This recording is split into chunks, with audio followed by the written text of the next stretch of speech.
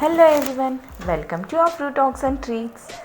Today నా recipe వచ్చేసి లాప్సీ అనమాట. దీన్ని గోధుమ రవ్వతో చేస్తాం. దీన్ని గోధుమ రవ్వ హల్వా అని కూడా అంటారు అండ్ లాప్సీ అని కూడా అంటారనమాట. ముందుగా ఈ స్వీట్ ప్రిపేర్ చేసుకోవడం కోసం నేను స్టవ్ ఆన్ చేసి ఒక ప్యాన్ పెట్టేసుకున్నాను. ప్యాన్ హీట్ అయిన తర్వాత దాంట్లోకి ఒక 2 table spoons of ghee add చేసుకున్నాను అనమాట. గీ మెల్ట్ అయిన తర్వాత నేను సన్నగా చాప్ చేసుకున్న డ్రై ఫ్రూట్స్ వేసుకొని రోస్ట్ చేసుకున్నాను అనమాట. అండ్ నేను డ్రై ఫ్రూట్స్లో అయితే క్యాష్యూ అండ్ బాదాం వేసుకున్నాను. ఇవి బాగా మీడియం ఫ్లేమ్లో పెట్టుకొని రెడ్డిష్గా అయ్యేటికి ఫ్రై చేసుకున్నాం అనమాట.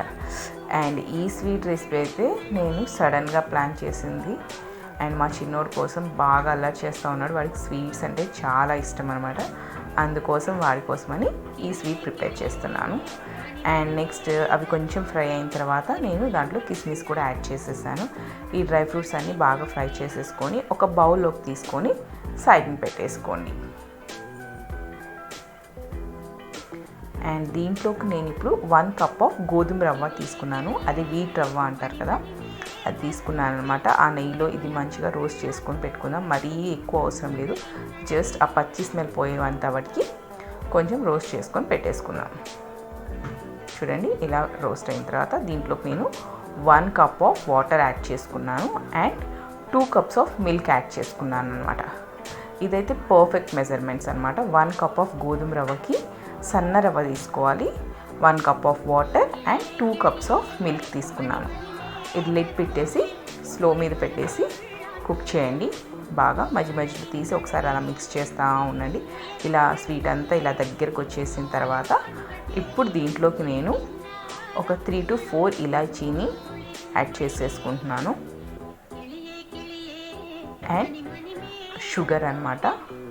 అండ్ నేను ఏ కప్తో గోధుమ రవ్వ తీసుకున్నాను అదే కప్తో అన్ని మెజర్మెంట్స్ తీసుకుంటున్నాను. 1.5 కప్ ఆఫ్ షుగర్ యాడ్ చేసుకుంటున్నాను అనమాట.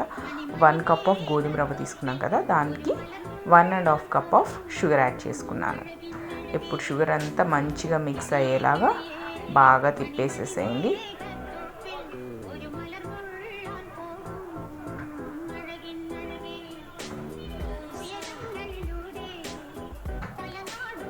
ఇలా అంతా మిక్స్ చేసేసి దీన్ని మళ్ళీ దగ్గర పడడం కోసం ఒక లిడ్ పెట్టేసి ఒక 2 to 3 minutes కుక్ చేయండి.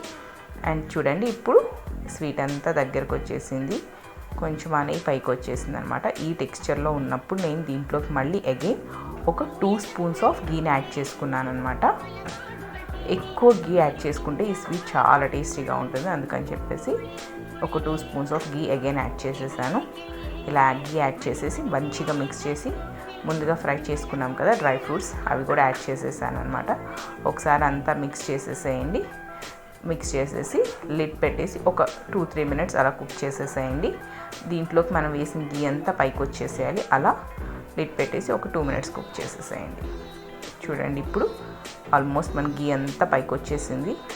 దీన్ని ఒకసారి తిప్పేసేయండి. ఈ టెక్స్చర్లో ఉన్నప్పుడే మనం స్వీట్ని ఆఫ్ చేసేసుకోవాలి, ఎందుకంటే మరీ థిక్ అయినా టేస్ట్ ఉండదు, మరీ పలుచగా ఉన్నా కూడా టేస్ట్గా ఉండదు. అందుకని చెప్పేసి ఈ టెక్స్చర్లో ఉన్నప్పుడు స్టవ్ ఆఫ్ చేసేసి సర్వ్ చేసేసుకోండి. ఇప్పుడు మన టేస్టీ అండ్ డెలీషియస్ గోధుమ రవ్వ స్వీట్